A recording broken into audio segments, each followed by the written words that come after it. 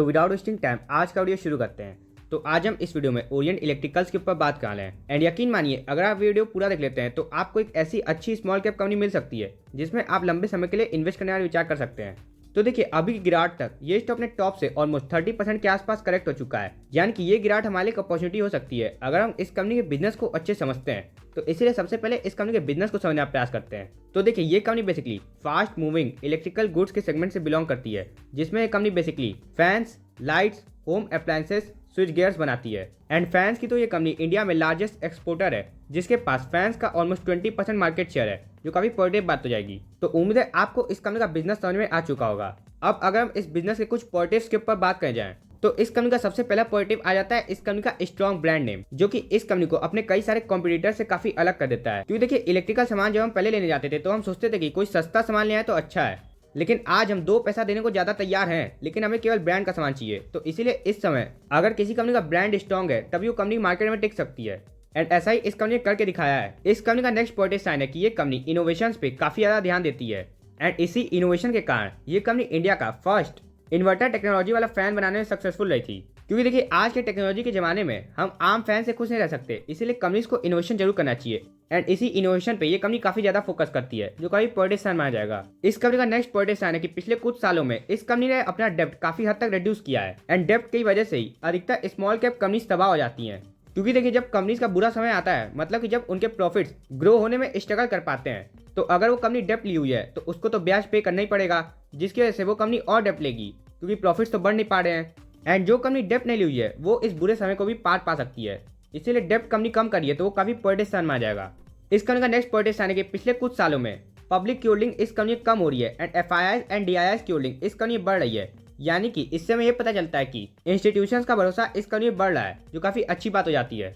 And इस company का next positive sign है कि इस कंपनी की वैल्यूएशन इस समय काफी अच्छी लग रही है, क्योंकि अगर आप इस समय इस कंपनी का पी रेशियो देख आएंगे तो 56 के आसपास है। वहीं अगर आप इस इंडस्ट्री का पी रेशियो देख आएंगे तो 47 के आसपास है, जिसके हिसाब से आपको स्टॉक थोड़ा महंगा लग सकता है। लेकिन अगर आप इस कंपनी का पी को इस कंपनी की ग्रोथ के साथ कंपेयर करेंगे, मतलब कि अगर आप इस कंपनी का पीईजी रेशियो देखेंगे तो वो इस समय 0.92 का है, यानी कि ग्रोथ के काबिल इस कंपनी को इस समय कम पी में रखा है। तो इसीलिए ग्रोथ के हिसाब से ये कंपनी इस समय एक फेयर वैल्यूएशन पे आ गई है। लेकिन देखिए हर बिजनेस में केवल पॉजिटिव्स नहीं होते। अगर हम इस बिजनेस के कुछ नेगेटिव्स के ऊपर बात करें जाए तो देखिए ऑर्गेनाइज मार्केट में इस कंपनी को काफी अच्छा कॉम्पिटिशन मिलता है हैवेल्स एंड पॉलीकैब से।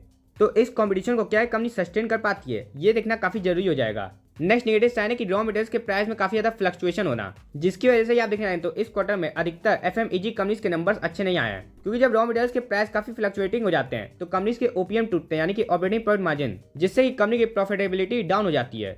इस कंपनी का नेक्स्ट नेगेटिव साइन है कि ये कंपनी एक सीजनल कंपनी है, मतलब कि इस कंपनी के जैसे फैंस जो कि इस कंपनी को सबसे ज्यादा रेवेन्यू प्रदान करते हैं वो सबसे ज्यादा समर्स के सीजन में बिकते हैं।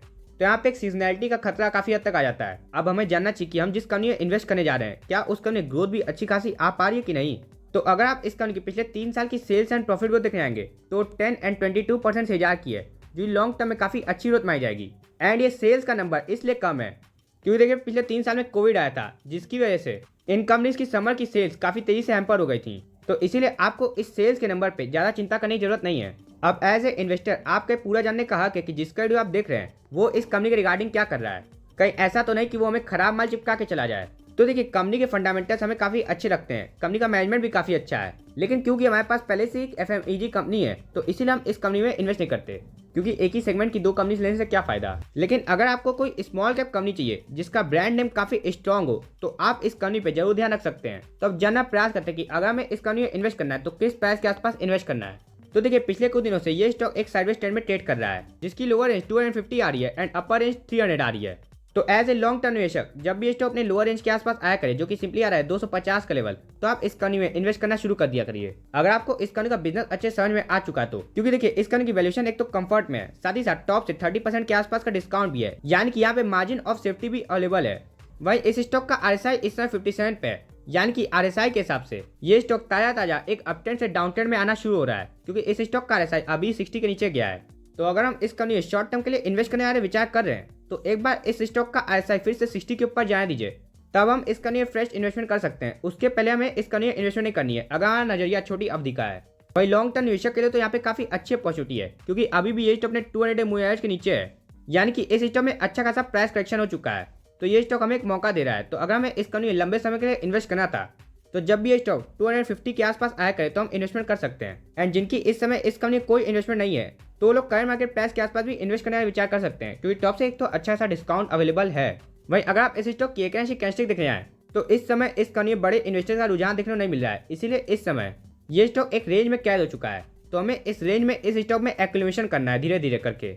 एंड अगर हम इस कंपनी में इन्वेस्टमेंट करते हैं तो हम इस कंपनी की अपने पोर्टफोलियो में मैक्सिमम एलोकेशन 5% के आसपास की दे सकते हैं। उससे ज़्यादा एलोकेशन मत दीजिएगा, क्योंकि अभी भी कंपनी साइज में काफ़ी छोटी कंपनी है। तो उम्मीद है आपको वीडियो पसंद आया होगा। तब तक के लिए आप हंसते रहिए एंड मुस्कुराते रहिए एंड इन्वेस्ट जरूर करते रहिए। तो मिलते हैं नेक्स्ट वीडियो में, तब तक के लिए दिस इज सिद्धांत साइनिंग ऑफ।